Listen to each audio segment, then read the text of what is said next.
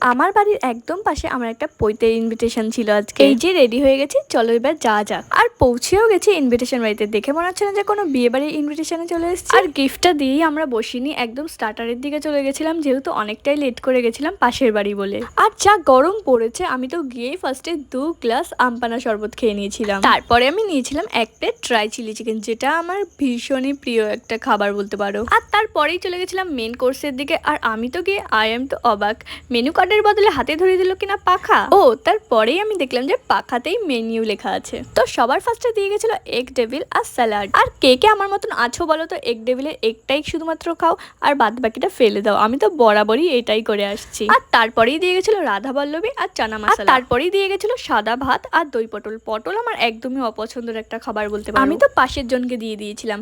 আর তারপরেই দিয়ে গেছিল কাতলা কালিয়া। আর তারপরেই দিয়ে গেছিল গোবিন্দভোগ চালের পোলাও আর চিকেন কষা। আর শেষ পাতে দিয়ে গেছিল চাটনি, পাঁপড়, মিষ্টি, যেগুলো আর কি থাকে। আর শেষ পাতে তো আইসক্রিমটা দিয়ে আজকের ভোজটা শেষ করলাম। Okay bye.